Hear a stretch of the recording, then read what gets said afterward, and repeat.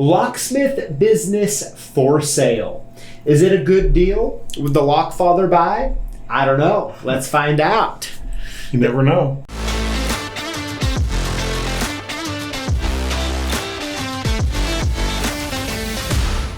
Dad, how you doing today? Fine. How about yourself? Good. Well, I'm really excited to have a little fun with this, right? And so just to make sure we're all on the same page, let's kind of lay kind of the ground rules, okay? Okay.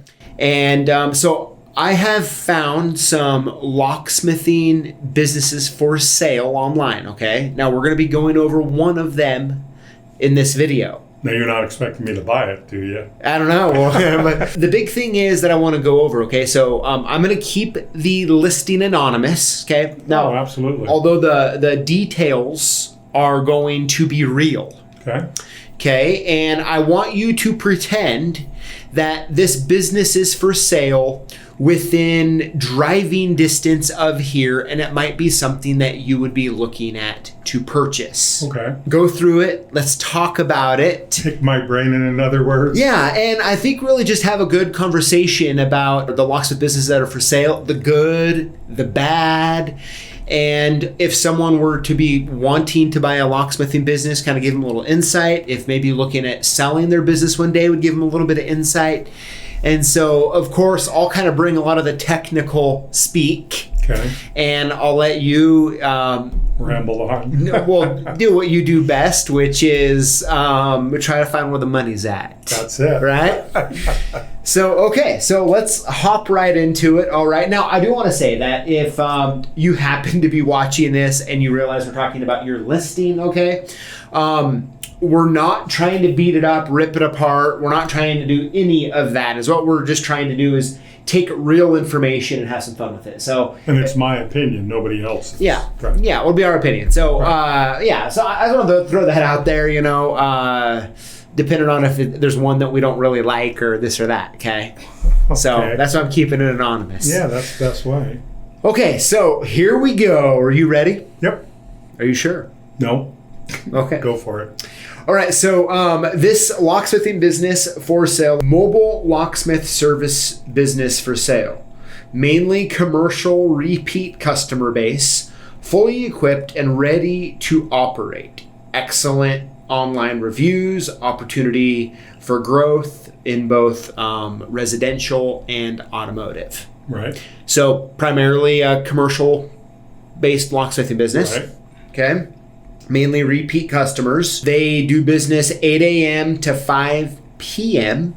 Weekends as needed. Right. The one staff member, so it's just a one guy operation. They've been around for about 8 years. The furniture fixtures value, which includes like vehicles, that sort of thing, right?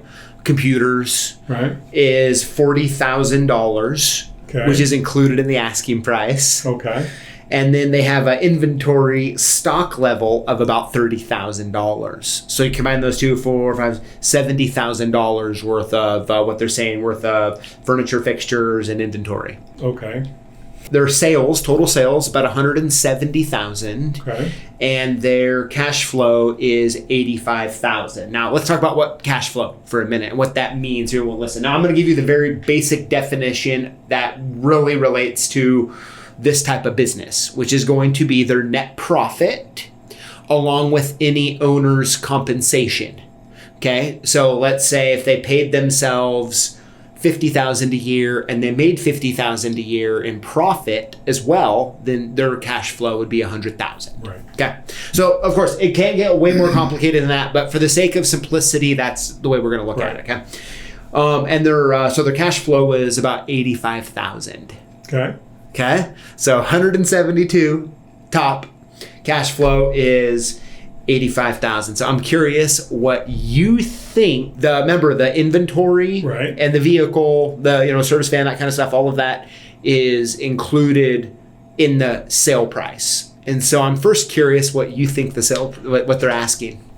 Well, the way I would look at it is see what type of van it is, what year, how many miles. Yeah. Okay. So we'll get there. But as far as asking price, what are you guessing? So they're doing $172,000 in revenue, $85,000 of cash flow.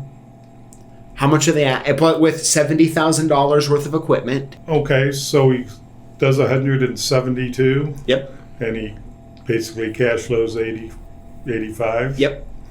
Okay, but the thing is when somebody buys it, doesn't mean it's going to stay there.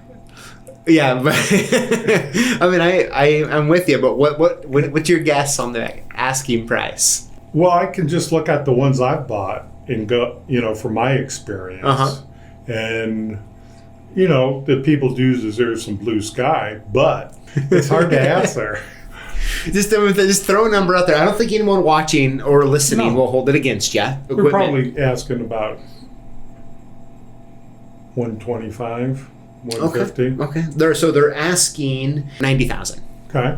for the business. Okay. So what's your first thoughts? You've heard all this. Well, like I told you, I have to look at the van, how many miles are on that van, because vehicles are expensive. Okay. They do hold the value now because everything's so expensive. Okay. But you have to look at how much inventory he has, what's no good anymore, because we all have it. Okay, so let's talk about that for a minute here. So inventory, not including fixtures, is they're saying $30,000. Okay. And you're saying that's worthless. No, it's not worthless, but there is inventory what's not. Then I have $1 million worth of inventory, but a lot of it's old, what you won't use. Yeah. You see what I'm Oh, saying? I do. I like the old stuff because I'm a hoarder when Okay. it comes to the old stuff because you can't get it. But you have to be realistic. Usually because you have it that much in, I'd probably give them half of what it's worth. The inventory? The inventory. Okay. In machines, how old are the machines? Okay, so yeah, it's $40,000 Right. worth of furniture and fixtures, right? Yeah, I mean, I think what I'm seeing, probably one of the biggest things is that it's not very detailed as far as so as far as the furniture and fixtures, like having a nice quick list of a 2015 Chevy cargo van, right? Or whatever it might be, or with how many miles. Machines? Yeah, does he have punches? Does he have this? Does yes, he have that? but I mean, so 40,000, it could be interesting. It could be a $20,000 van with $20,000 of equipment on it. Right. It could be a $35,000 van with $5,000 worth of equipment on it, right? So it's kind of hard to tell. Right. There's pretty much two things I want to get into about this a little bit, and I want to. So now remember, this would be within a drive's distance. Let's say 2 hours from here. Okay, from your service area. So they're working normal business hours, 8 to 5, Monday through Friday, weekends as needed. Mainly just commercial, repeat customer base. So it sounds like it's a little bit on autopilot, a little bit, right? Not really. There's growth opportunity for both residential and automotive. Probably a few big customers, I would imagine, right? Right. Steady return, and if you think about it, if you're billing out $172,000, essentially half of that is profit. Right. So it tells me the hardware they're providing, they have a wonderful markup on it. Yep. And they're charging good labor. Right. As well. Yeah, absolutely. Right? Right. And I'm also guessing that in that sales revenue, any sort of advertising that they do have is also included in there. So I mean, I think from all accounts, from my perspective, it seems like a pretty profitable one-man operation, pretty easygoing as well. Like you're not going to be breaking your back. Right. Well, and that's a good thing. Yeah.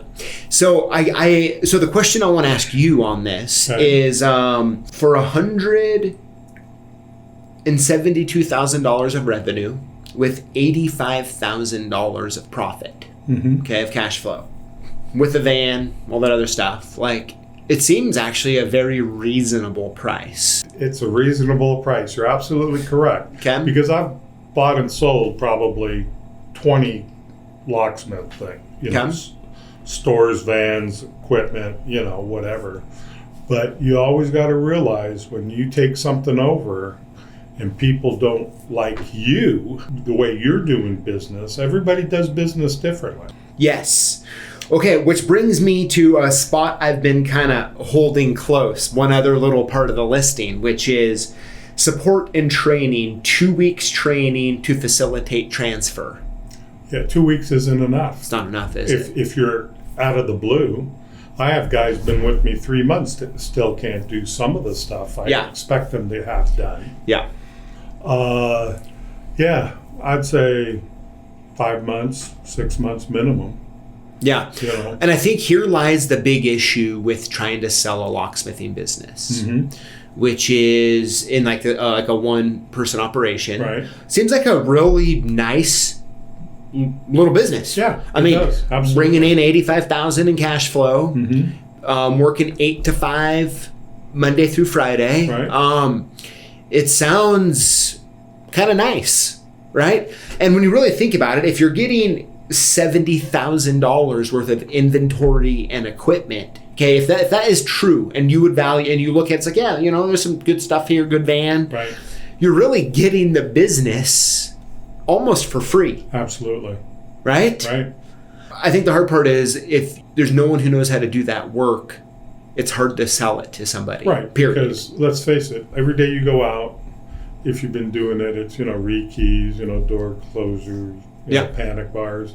Well, but you're not going to run into that every 2 weeks. You're going to run into other stuff. Yes. And if they don't know how to do it, 2 weeks isn't enough at all, in my opinion. Agreed. Unless they have an experienced locksmith taking it over. And I'm sure all of the different stuff is negotiable. Oh, right? Absolutely. But I don't know. So I guess I would say, if this was within 2 hours of where you are you a buyer here? Yeah, I'd probably buy it for that. Cash flow is 85, asking price is 89, and you get all the equipment and the van. Right.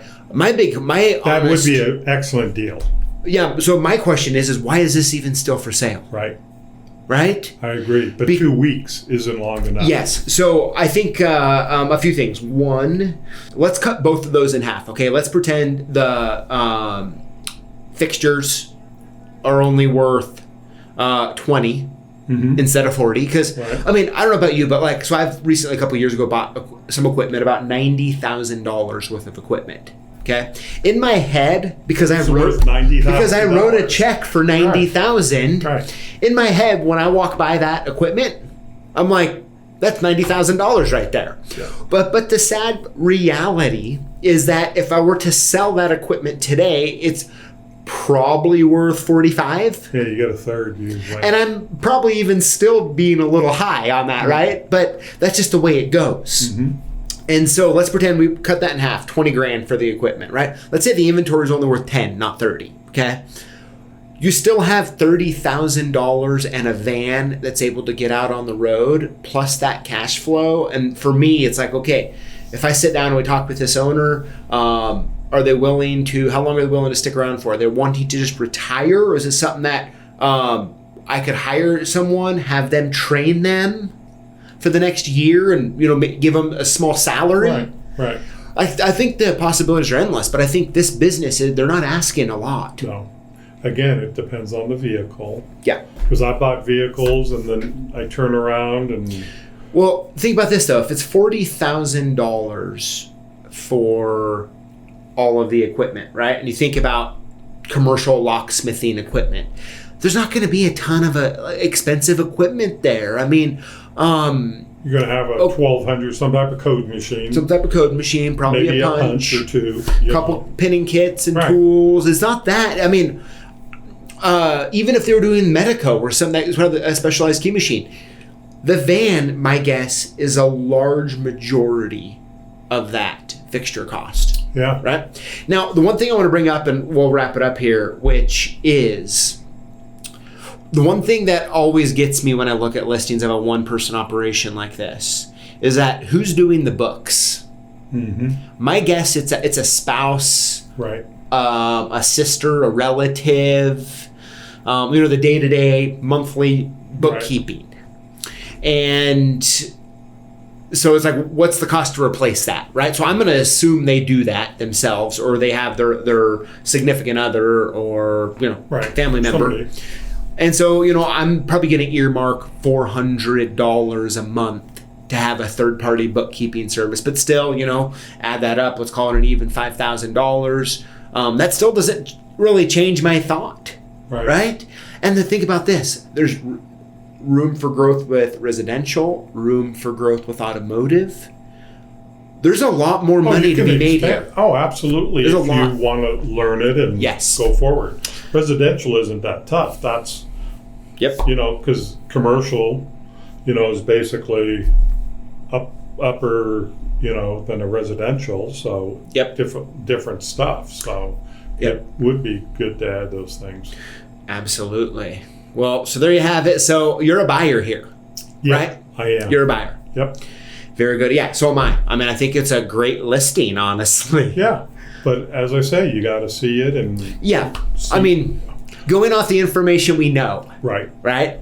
Excellent. And I think the tips are, if you're looking at maybe selling your locksmithing business or considering it, when you're doing your listings and you're getting them put out there, listing some of the your vehicle, your large assets that the company has, it's good to really list those out, because not only does the year, make, and model matter, but so does the miles. Absolutely. Right? So listing that on there could be helpful.